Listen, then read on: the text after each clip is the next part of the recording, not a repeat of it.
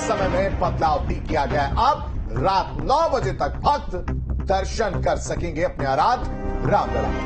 तो रामलला के दर्शन को लेकर भारी भीड़ जो है वो देखी जा रही है। इसी को देखते हुए प्रशासन ने बड़ा फैसला ये लिया है। अयोध्या आने वाले सभी वाहनों की एंट्री पर रोक लगाई गई है। अयोध्या आने वाली बसें अगले आदेश तक रद्द रहेंगी। श्रद्धालुओं को बसों के पैसे वापस किए जाएंगे। देखिए तो पुलिस की अपील और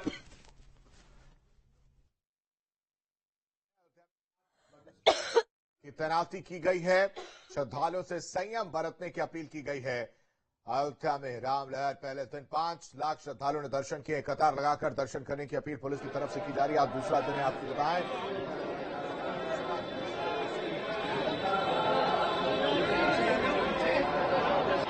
प्रभु श्री राम के दर्शन करने के लिए। और उसके बाद से एक तस्वीर और सामने आती है जहां पर थोड़ी सी व्यवस्था तितर-बितर नजर आती है। लोग काफी संख्या में एक जगह इकट्ठे हो जाते हैं, जिसकी वजह से भागा भागी की तस्वीर सामने आती है। अविनाश खबर पर सारा जानकारी के साथ हमारे साथ जुड़े हैं। अविनाश देखिए, कल की तस्वीर हमने देखी, आज की तस्वीर भी हमने देखी। सुबह से अब जो है कहीं ना कहीं जो अव्यवस्था थी, अब वो व्यवस्था दुरुस्त नजर आ रही है। लाइन जो है वो मैं देख पा रहा हूं कि अब श्रद्धालु लाइन में लगे हुए नजर आ रहे हैं और अपनी संयम बरतते हुए एक एक कर आगे बढ़ रहे हैं रामलला के दर्शन के लिए।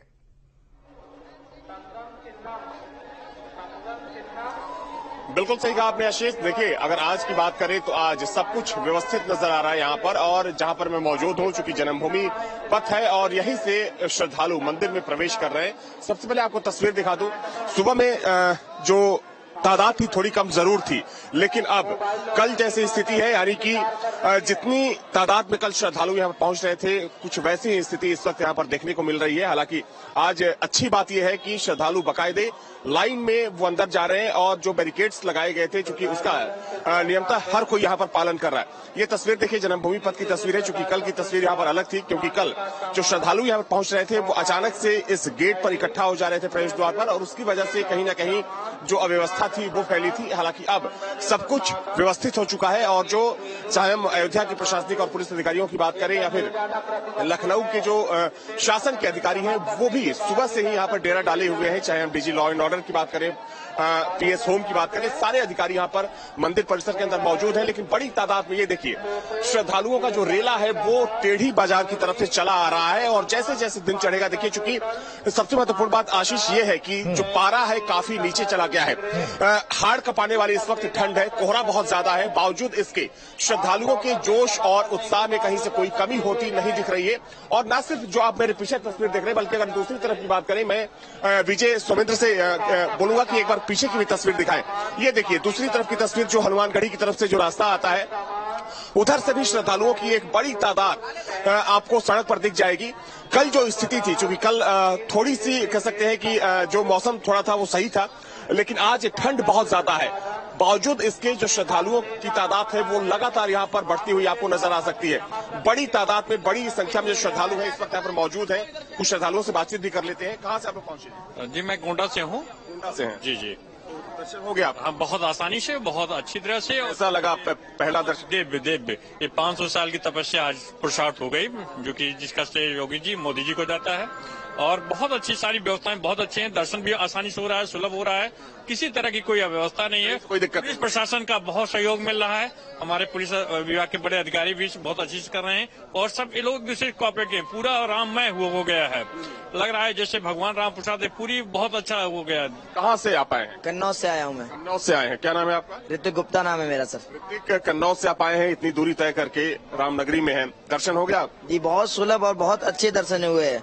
मैं जो यहाँ पर जो सुरक्षा में तैनात है उनका भी बहुत बहुत धन्यवाद करना चाहूंगा और योगी मोदी सरकार का भी धन्यवाद करना चाहूंगा। आपको बता दें, जो 500 वर्षों का जो समय है, उसके पश्चात जिस तरीके से आज इनके कार्यकाल में जिस तरीके से प्रधानमंत्री मोदी जी ने प्राण प्रतिष्ठा की, ऐसा कार्यकाल मैंने किसी का नहीं देखा। ये कलयुग के मोदी और योगी राम लक्ष्मण हैं, इन जैसे कोई नहीं होगा और ना होगा। और 2024 में मोदी सरकार ही आएगी। आप कहाँ से? हम गोरखपुर उत्तर प्रदेश से हैं। कैसे आए आप गोरखपुर? हम गोरखपुर से ट्रेन से ही आया था। ट्रेन से कब आए? लेकिन हम रहते हैं कोलकाता में। पहले हमने कोलकाता से बनारस आया, फिर बनारस से गोरखपुर आए। दर्शन हो गया? हाँ, दर्शन हो गया। बहुत बहुत बढ़िया लगा है दर्शन करके रामलला का। देखिए आशीष, जो तमाम श्रद्धालु यहाँ पर पहुंच रहे हैं क्योंकि वो इस बात से बेहद खुश हैं कि इतनी भीड़ के बावजूद श्रद्धालुओं की चूंकि देखा जाए तो आज भी लाखों की तादाद है। चूंकि कल 5 लाख से ज्यादा श्रद्धालुओं ने यहाँ पर दर्शन किया, लेकिन आज भी जो तादाद है वो लगातार बढ़ती जा रही है। उसके बावजूद कहीं ना कहीं जो प्रशासन और जो प्रशासनिक अमला है उनकी व्यवस्थाओं की वजह से जो श्रद्धालु हैं वो आराम से यहाँ पर दर्शन कर रहे हैं और उन्हें इस बात की खुशी है। और बिल्कुल अविनाश, जिस तरह से देखा जाए, क्योंकि हमने पहले दिन भी देखा और आज व्यवस्था जो है वो पूरी तरीके से चुस्त दुरुस्त है। चुनौती कहीं ना कहीं अभी भी जो है वो प्रशासन के सामने होगी, क्योंकि आने वाले दिन में और ये जो संख्या है वो बढ़ती हुई नजर आएगी। तो सिर्फ आज ही नहीं बल्कि आगे भी चुनौती बरकरार रहने वाली है अविनाश प्रशासन के सामने।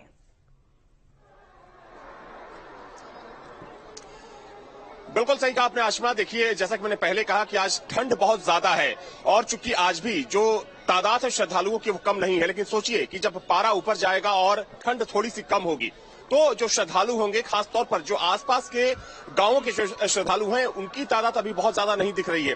तो जब वो निकलेंगे, अपने घरों से बाहर आएंगे, क्योंकि न सिर्फ अयोध्या बल्कि आसपास के जिलों के जो लोग होंगे, चाहे गोंडा की बात करें, बलरामपुर, बहराइच, बाराबंकी हो गया, गोरखपुर हो गया, तो इन जिलों के जो लोग होंगे बड़ी तादाद में रुख करेंगे अयोध्या की तरफ। तो कुछ स्थिति होगी वो कल जैसी होगी। तो जाहिर तौर पर जो प्रशासनिक बिल्कुल अविनाश, व्यवस्था तो चुस्त दुरुस्त है और बहुत ही सुविधाजनक तरीके से जो है वो दर्शन भक्तों को यहाँ पर कराए जा रहे हैं। लेकिन जिस तरह से भीड़ यहाँ पर देखी गई थी तो ये भी एक बड़ा फैसला लिया गया था कि जो वाहन है उनकी एंट्री पर रोक लगाई गई थी। और जैसा कि बाराबंकी का आपने नाम लिया है, बाराबंकी भी जो अयोध्या से सिर्फ 100 किलोमीटर की दूरी पर स्थित है, तो ऐसे में वहां पर भी वाहनों को रोक दिया गया था कि ताकि जो भीड़ है वो और ज्यादा यहाँ पर ना बढ़े। तो क्या इसको लेकर अब कोई कदम उठाया गया है ताकि जो दर्शनार्थी, जो श्रद्धालु इन वाहनों में सवार होकर अयोध्या का रुख कर रहे थे वो भी दर्शन कर सके रामलला को लेकर?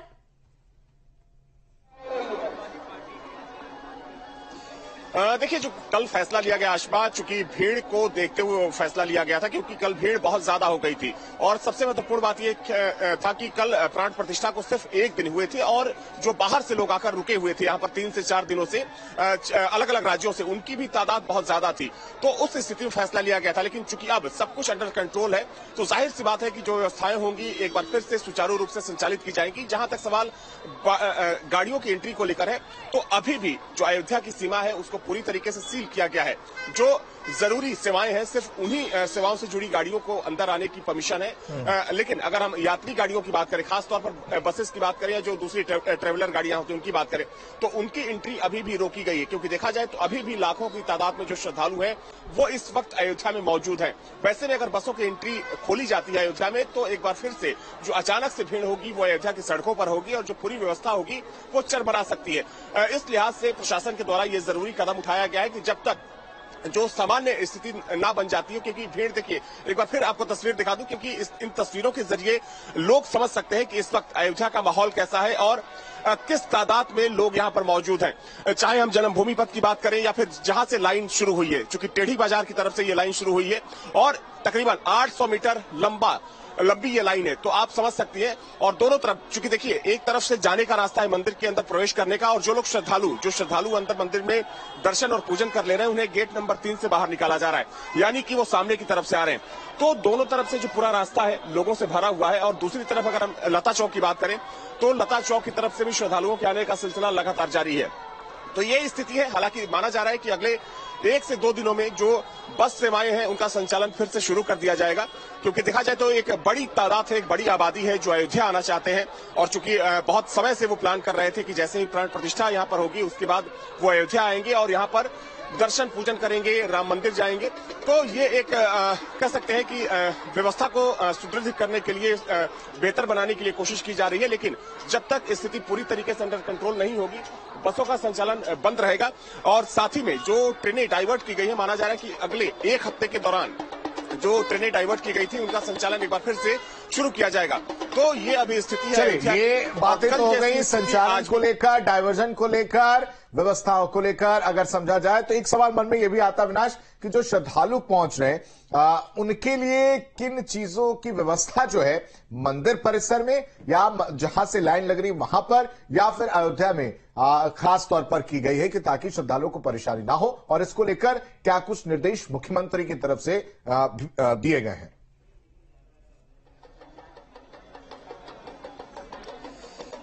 देखिए, जहां तक सवाल श्रद्धालुओं के लिए व्यवस्थाओं का है तो श्रद्धालुओं के लिए जो व्यवस्थाएं की गई है, चाहे हम उनके रहने खाने ठहरने की बात करें या फिर जो दूसरी यात्री सुविधाओं की बात करें, चूंकि ठंड का मौसम है तो ठंड से बचने के लिए जगह जगह गैस हीटर लगाए गए हैं। अगर हम राम जन्मभूमि पथ के सामने की बात करें तो यहाँ पर भी कई जगह गैस हीटर लगाए गए हैं, अलग अलग जगहों पर गैस हीटर लगाए गए हैं। साथ में चूंकि देखिए इस समय सबसे बड़ी दिक्कत ये आ रही है, समस्या ये आ रही है कि श्रद्धालुओं को लंबा पैदल चलना पड़ रहा है। हालांकि प्रशासन के पास इसका कोई विकल्प नहीं है, क्योंकि अगर गाड़ियों की एंट्री यहां पर शुरू कर दी जाएगी तो यहां पर एक बार फिर से अव्यवस्था शुरू हो जाएगी और प्रशासन बिल्कुल नहीं चाहेगा कि बसों की एंट्री अयोध्या की सीमा के अंदर की जाए। लेकिन तो एक दिक्कत ये आ रही है कि श्रद्धालुओं को कई कई किलोमीटर पैदल चलना पड़ रहा है। जैसे अगर मान लीजिए वो लखनऊ गोरखपुर हाईवे पर उतर रहे तो वहां से उन्हें तकरीबन 2 किलोमीटर लता चौक और वहां से 2 किलोमीटर राम जन्मभूमि परिसर, तकरीबन 4 किलोमीटर का लंबा सफर तय करना पड़ रहा है। और यही हाल अगर कोई फैजाबाद की तरफ से इधर आना चाहता है तो तकरीबन 6 से 7 किलोमीटर का लंबा सफर तय करना पड़ता है। बाकी चीजें सब कुछ व्यवस्थित है, सिर्फ लोगों को सिर्फ पैदल चलना पड़ रहा है और कुछ ज्यादा पैदल चलना पड़ रहा है। हालांकि ये जो यथा स्थिति है अभी अगले कुछ दिनों तक ऐसे ही बनी रहने वाली है, क्योंकि जैसा कि मैंने पहले कहा कि ठंड अगर जैसे ही थोड़ी सी कम होती है एक बार फिर से श्रद्धालुओं का जो रेला होगा वो अयोध्या की तरफ आएगा। और वैसी स्थिति में जो कह सकते हैं कि जो दूसरी व्यवस्थाएं हैं, चाहे ठहरने की व्यवस्था की बात करें, खाने की व्यवस्था, देखिए इस पर अगर बात करें तो चूंकि जगह जगह श्रद्धालुओं के लिए अयोध्या में सैकड़ों जगह इस वक्त भंडारे चल रहे हैं, तो खाने की कहीं से कोई दिक्कत नहीं। हाँ, रहने की थोड़ी दिक्कत जरूर आ रही है, क्योंकि बिल्कुल अब ये जो थोड़ी दिक्कत है ये भी जल्द दूर कर ली जाएगी। अविनाश, बहुत शुक्रिया तमाम जानकारी देने के लिए।